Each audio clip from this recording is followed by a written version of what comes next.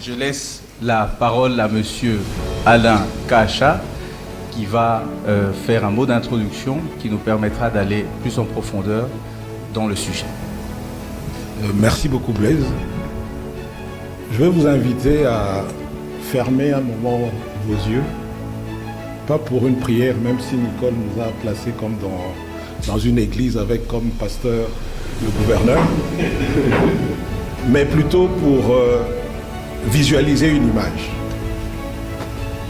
Une scène où sur les deux rives, soit à Kisangani, soit à Kindu, on a d'un côté un parent qui regarde avec inquiétude la rentrée scolaire ou académique de ses enfants. Il a économisé toute l'année, franc après franc, mais il doute. Il doute de pouvoir payer les frais. Son argent est là, dans un tiroir ou sur un compte en banque, mais lui, il ne dort que d'un œil. De l'autre côté, à l'autre rive, on a un entrepreneur visionnaire, audacieux lui aussi. Il sculpte l'horizon, pensif, et il a un projet formidable.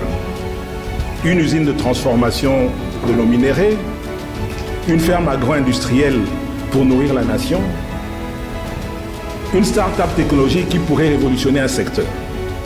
Mais son projet est bloqué. Il manque de capitaux. Les banques trouvent que son projet est trop risqué. Le financement est trop cher ou les délais sont trop longs. Bonjour mesdames et messieurs et bienvenue à ce Talk Makutano. Entre cette épargne responsable qui cherche sécurité et rendement et ces projets qui cherchent financement et confiance, il devrait y avoir un pont. Ce pont, dans toutes les nations qui se sont développées, a toujours été un marché financier structuré. Un lieu de confiance, de transparence, où l'épargne rencontre l'investissement. Aujourd'hui, en République démocratique du Congo, force est de constater que ce pont est soit fracturé, soit il n'a jamais existé. Notre épargne existe, elle est colossale, mais elle fuit. Elle prend des détours, elle finance l'immobilier à Dubaï, les comptes en Europe, les obligations des économies voisines, et j'en passe.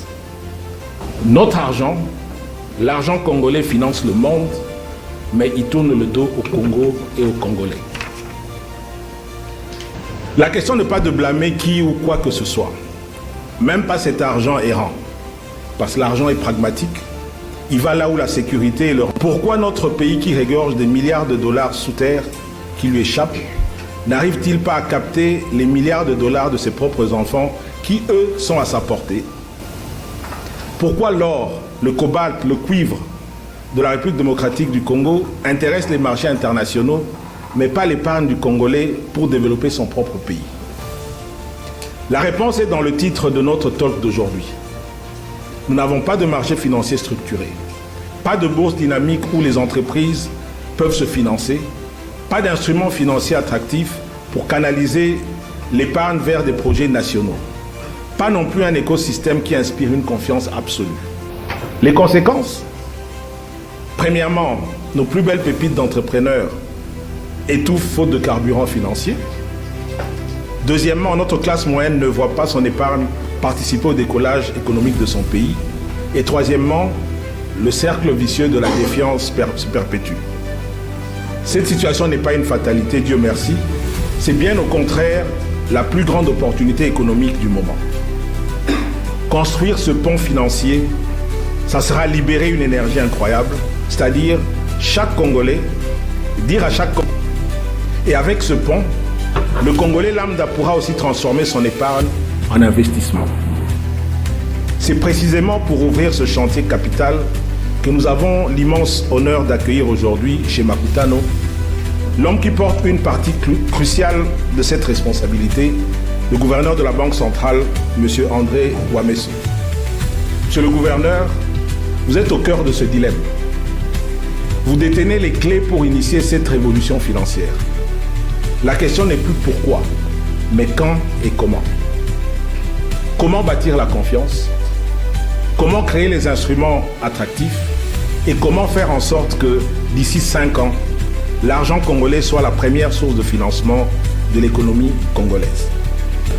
À vous la parole, monsieur le gouverneur, la tribune est vôtre. Je passe la parole à Sylvain qui assure la modération de ce talk. Je vous remercie.